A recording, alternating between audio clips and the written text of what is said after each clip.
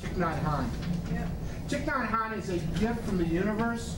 He's one of the greatest Zen masters in history. When he was in Chicago at the Parliament of World Religions, I actually got to shake his hand.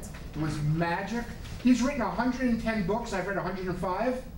He is one of my true heroes, and he is one of the, we say, you know, we can look with nostalgia back. He is one of the greatest Zen masters ever been. And he has a book called Old Pat's White Clouds. And Old Pat's White Clouds, Buddha taught him what was called sutras, which literally in English would mean lessons, but it really doesn't, but that's as close as we get, lessons or teachings. And in Old Pat's White Clouds, Thich Nhat Hanh goes over every sutra teaching of Buddha in air energy that any good high school student would love and any astrophysicist would love. I once had a guy get out of the Navy and he came to see me, quick story of a tangent of a story, and he wanted to commit suicide. He couldn't adjust to being back. So I'm a nut, you have to understand that. So I said, here's the deal. You can commit suicide if you want to after Old Pat's White Clouds. I'll lend it to you, if you want to kill yourself, you can. He was a slow reader at 700 pages. Okay? I figured it would buy me time. Okay? He read that book and he didn't want to kill himself anymore and he began his journey. That's how powerful the book is. So this is ripping off from Old Pat's White Clouds from Thich Nhat Hanh, Buddha and a serial killer. So the prince and his troops gallop up to Buddha and they go, Buddha, we know you don't sleep because you get all your rest through meditation and you walk around at night. The worst serial killer in India's history is out loose in this area.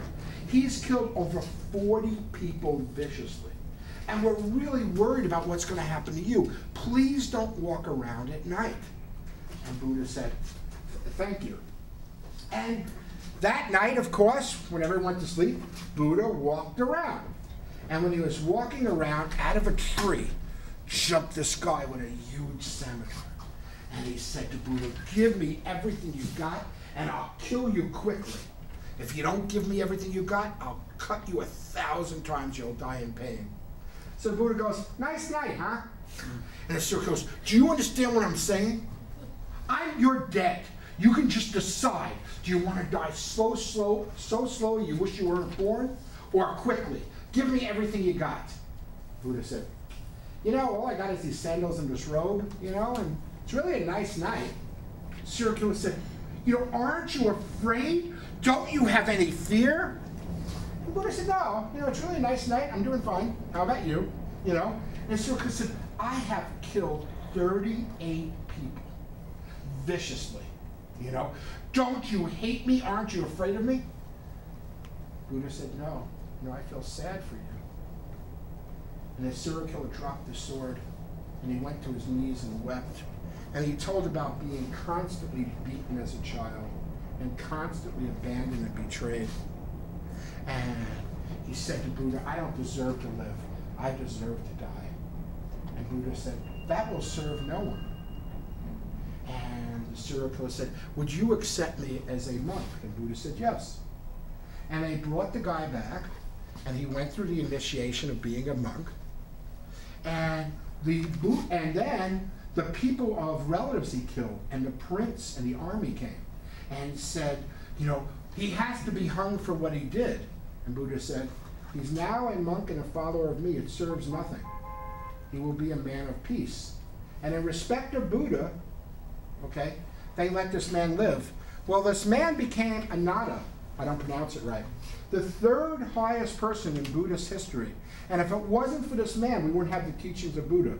For the next 62 years, he followed Buddha around as Buddha's assistant and secretary and wrote everything down that Buddha said. So what's that story about?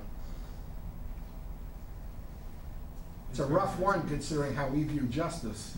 I see it as the internalization of anger and hatred and the sort of desire to have other people feel the same as you.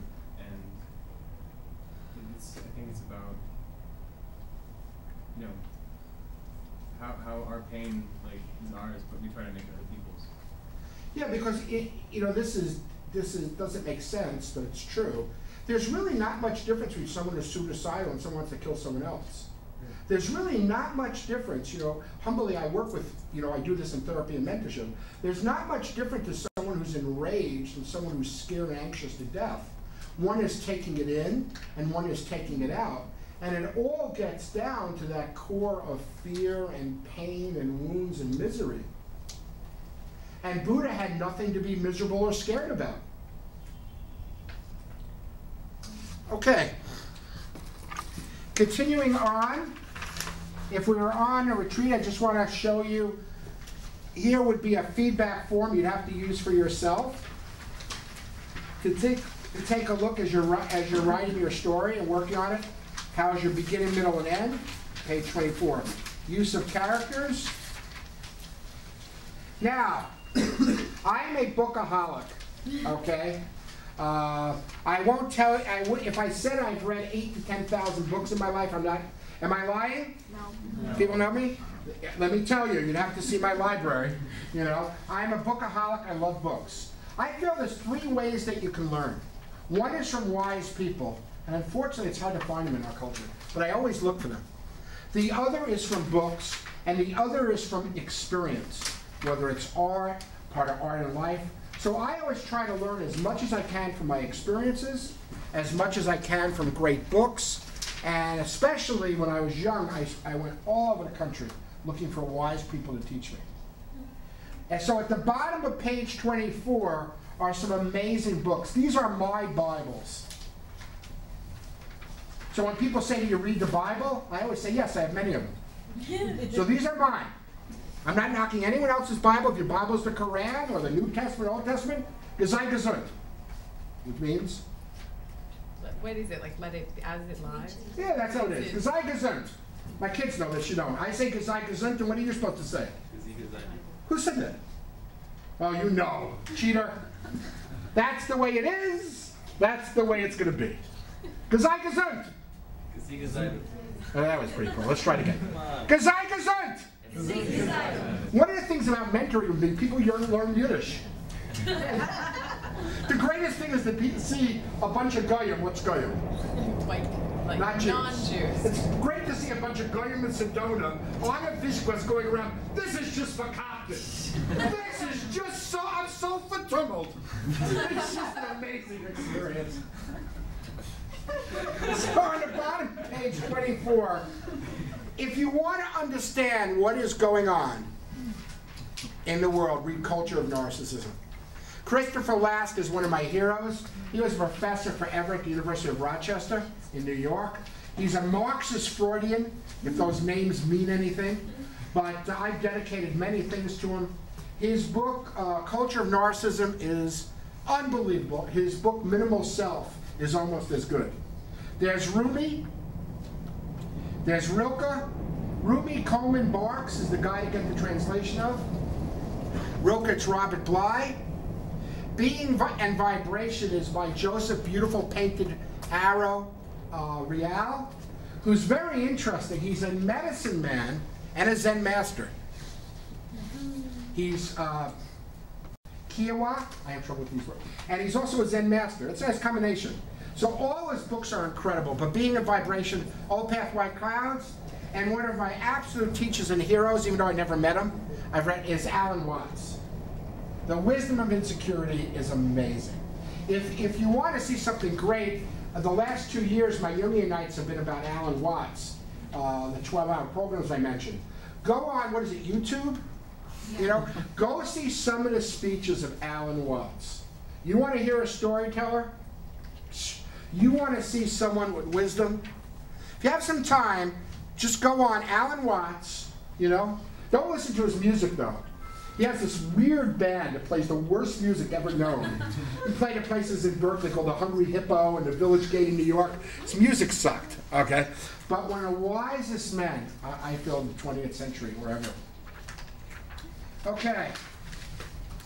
Wisdom of storytelling. What I'd like you to do is, again, on page 25 and 26, the first quotes were about stories. This is about telling the story. I want you to read 25, 26, and pick out the one that hits you the most.